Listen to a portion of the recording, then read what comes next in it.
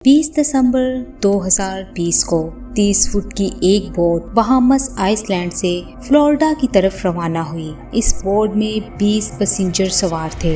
इस बोट ने पहले भी बहामस से फ्लोरिडा का सफर कई दफा किया था, इसलिए इनके लिए आज का सफर भी बिल्कुल नॉर्मल था। पर दोस्तों, ऐसा क्या हुआ उस दिन कि समुंदर के दरमियान बीच में ही ये बोट गायब हो गई। ये समुंदर की लहरों की नजर हो गई या फिर कोई शैतानी ताकत थी जिसकी वजह से ये गायब हो गई। एक इंफॉर्मेशन ये भी थी कि इस बोट को बरमूदा ट्रायंगल से गुजरना था। जब अमेरिकन बोट गार्ड को इस बात का इल्म हुआ तो एक सर्च ऑपरेशन तरतीब दिया गया, जो समुंदर के उस हिस्से में पूरे 4 दिन और 4 रातों तक चलता रहा, लेकिन गायब होने वाली बोट का कोई सुराग ना मिल सका। दोस्तों, अरीशा टीवी पर आपको वेलकम करती हूँ। दोस्तों, हम सब ने बरमूदा ट्रायंगल की कई स्टोरी सुन रखी हैं।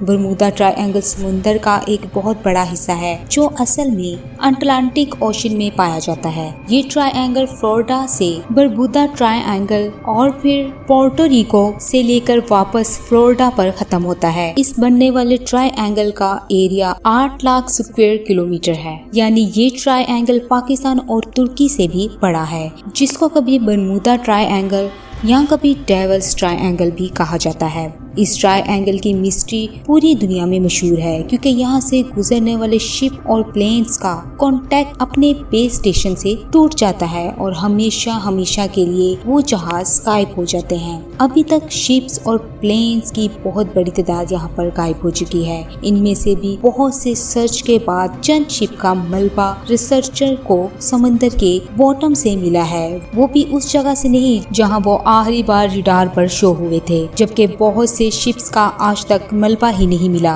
और ना ही इसके अंदर लोगों का आज तक पता चला कि वो कहाँ गायब हो गए। समंदर के इस हिस्सा में ताकतवर वोर्टेक्स पाया जाता है या फिर यहाँ पर सी मॉन्स्टर या फिर एलियंस का बसेरा है। यहाँ पर कुछ तो ऐसा है जिसकी वजह से ना तो ये बड़ी बड़ी कार्गो शिप को छोड़ता है और ना ही किसी जहाज को। यहाँ पेश आने वाली एबनॉर्मल एक्टिविटी का रीजन आखिरकार साइंटिस्ट को मिल चुका है। ये मामला शुरू हुआ था 1945 में, जब यूएसए नेवी के 5 टॉर्पिडो बॉम्बार एयरक्राफ्ट एक मिशन पर निकले थे, लेकिन बरमूदा ट्रायंगल के हिस्सा में आते ही यूएसए नेवी के रडार से 5 बॉम्बर तैयारे अचानक गायब हो गए, और वो भी एक साथ, क्योंकि उस वक्त वर्ल्ड वॉर 2 को गुजरे कुछ ही अरसा गुजरा था। इसलिए यूएसए को शक था कि इनके तैयारों को किसी दुश्मन ने मार गिराया है। उन तैयारों की तलाश में एक और जहाज भेजा गया, लेकिन हैरत की बात ये थी कि वो जहाज भी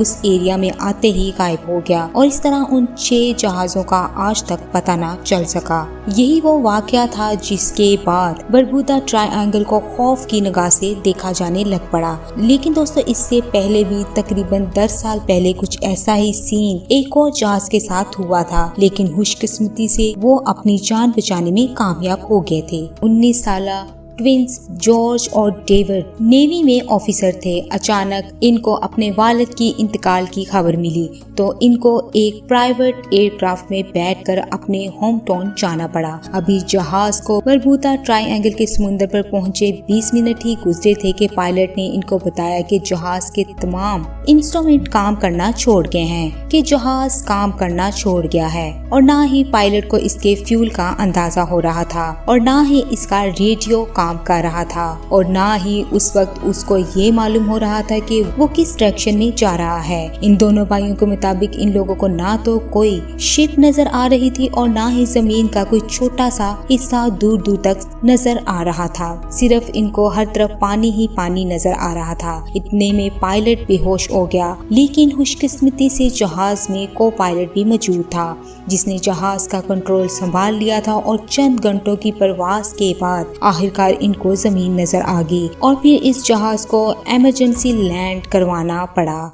जब काफी सालों बाद बरमूदा ट्रायंगल अपने मिस्टीरियस वाकयात की वजह से मशहूर हुआ, तो तब इनको पता चला कि ये खुद भी इस चीज का शिकार हो चुके थे, पर खुशकिस्मती से इनकी जान बच गई। इसी तरह 2015 में एल्फारो नाम की एक शिप फ्लोरिडा से प्यूर्टो रिको जा रही थी। 1 अक्टूबर 2015 वाले दिन ये भी रडार से गायब हो गई। यूएसए फोर्स गार्ड और एयरफोर्स यूएसए ने कंबाइन ऑपरेशन किया और इसके पूरे 1 महीने बाद ये शिप सतह समंदर में 15,000 फुट की गहराई में समुद्र के बॉटम में मिली। 23 फरवरी 2017 को टर्किश एयरलाइन का एक जहाज फ्लाइट TK-183 क्यूबा के शहर हवाना में लैंड करना था और यही वजह थी कि उसको बरबूदा ट्रायंगल के ऊपर से गुजरना पड़ा। लेकिन अचानक पायलट ने कंट्रोल टावर को बताया कि जहाज बिल्कुल एबनॉर्मल बिहेव कर रहा है, जिसकी वजह से पायलट ने जहाज का रुख बदल दिया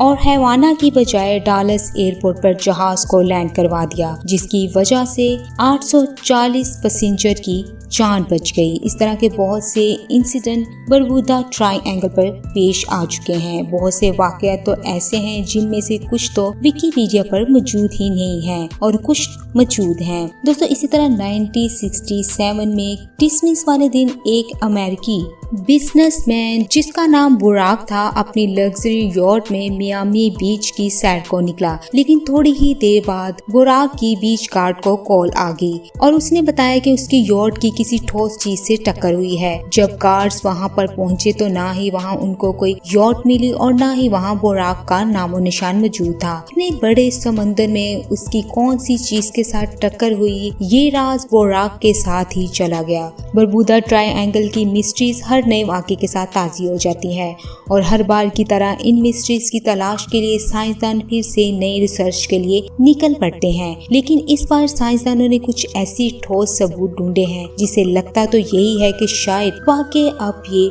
मिस्ट्री सॉल्व हो चुकी है। यूनिवर्सिटी ऑफ कोलोराडो से ताल्लुक रखने वाली एक अमेरिकन साइंटिस्ट की टीम ने सैटेलाइट से बरबूदा ट्रायंगल की कड़ी जांच की। उन्होंने नोट किया कि बरबूदा ट्रायंगल के ऊपर कुछ ऐसे क्लॉड्स बन रहे हैं जो ना तो चौड़े हैं और ना ही सर्कल हैं, बल्कि ये क्लॉड्स एक्साजोन की शक्ल के हैं और इनका साइज 88 किलोमीटर जितना बड़ा है।